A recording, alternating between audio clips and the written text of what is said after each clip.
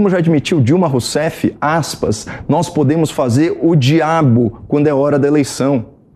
Bom, do Partido dos Trabalhadores a gente sabe que pode esperar até o diabo. Mas e dos nossos homens de Deus, os líderes religiosos? Nesse caso, parece que cada templo tem os seus vendilhões do templo. E parece também que Lula já encontrou o seu, o pastor Paulo Marcelo Schallenberger. Segundo a apuração da Folha de São Paulo, o pastor do Lula já teve breves passagens tanto pela política quanto pela polícia. Em 2014, ele foi detido por posse de drogas e armas de fogo numa operação de busca e apreensão em Foz do Iguaçu. À época, o pastor alegou que a substância e a pistola pertenciam a outra pessoa. Coincidentemente, a mesma justificativa de Lula em relação ao triplex do Guarujá e ao sítio de Atibaia. Paulo Marcelo também é filiado ao Podemos, partido do ex-juiz Sérgio Moro, que condenou Lula por corrupção e lavagem de dinheiro na Operação Lava Jato, uma sentença que foi confirmada pelo Tribunal Regional Federal e pelo Superior Tribunal de Justiça, comprovando que Lula era mesmo um criminoso. Em 2020, Paulo Marcelo concorreu ao cargo de vereador na cidade de São Paulo, mas a sua candidatura não somou nem 5 mil votos. Fracassado nas urnas, o pastor sabe que Lula é seu bezerro de ouro, um falso ídolo que atrai multidões e pode conduzi-lo ao centro do poder. Por isso, Paulo Marcelo aceitou a missão de aproximar o PT dos fiéis, estabelecendo núcleos evangélicos em todos os estados, cada um com aproximadamente 200 pastores. Ele também comandará um podcast nas mídias petistas, com produção assinada por Silas Bittencourt, conhecido empresário de artistas gospel. O estúdio será na sede do PT, lá em Brasília, mas por enquanto o pastor marqueteiro não quer exibir a estrela vermelha do PT. Faz todo sentido. O pentagrama é de inspiração comunista, uma ideologia responsável pela perseguição e pelo assassinato em massa de cristãos. Mas disso o podcast não vai falar. A ideia é distanciar o PT das suas origens socialistas e viralizar as hashtags como aquela "Sou cristão e voto Lula". É uma frase cheia de autoafirmação, mas vazia de reflexão.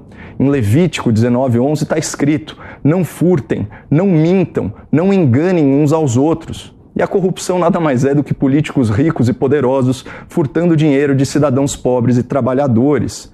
É fato do domínio público que bilhões de reais foram desviados em esquema de corrupção durante os governos do PT. E ainda assim, o Lula tem a ousadia de mentir descaradamente, de forma arrogante, se declarando o homem mais honesto do país. Se tem uma coisa que eu me orgulho neste país, e não baixa a cabeça para ninguém, é que não tem nesse país uma viva alma mais honesta do que eu. Nem dentro da Polícia Federal, nem dentro do Ministério Público, nem dentro da Igreja Católica, nem dentro da Igreja Evangélica, nem dentro do sindicato, nem no meio de vocês. Pode ter igual, mas eu duvido. É isso mesmo que vocês ouviram. Lula afirmando categoricamente que não existe entre os cristãos uma alma mais honesta que a dele. Deve-se achar um santo.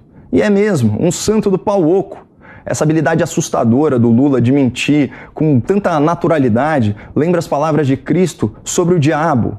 Ele não se firma na verdade porque não há verdade nele. Quando ele profere a mentira, fala do que lhe é próprio, porque é mentiroso. E a mentira da vez, anunciada pelo pastor Paulo Marcelo, é de que a esquerda é a favor da família tradicional e contra o aborto.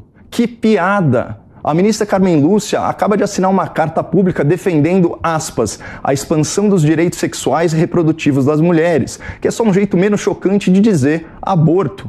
Além dela, os ministros Barroso, Fachin e Rosa Weber já votaram, ou melhor, inventaram, que a proibição do aborto até o 3º mês de gravidez é inconstitucional. Todos esses ministros criativos e progressistas foram indicados pelo PT.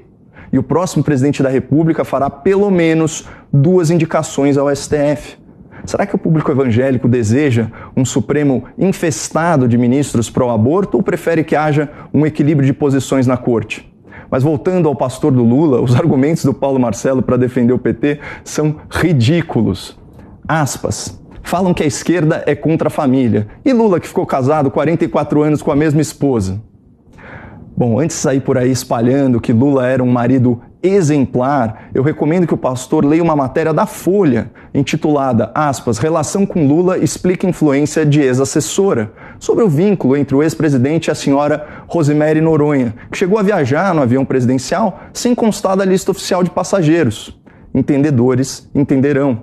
Além disso, não me parece uma atitude muito cristã transformar o velório da própria esposa em comício usando a sua morte como palanque político.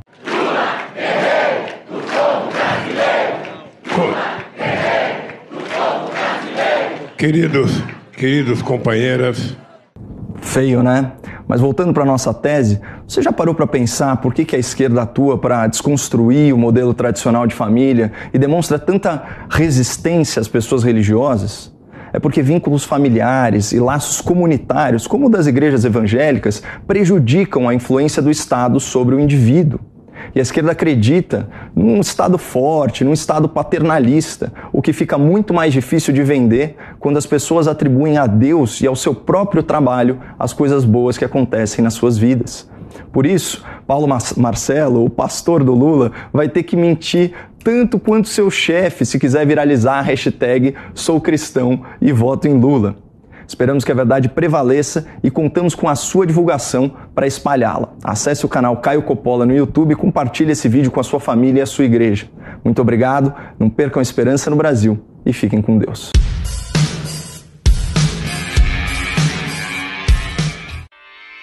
Realização Jovem Pan News.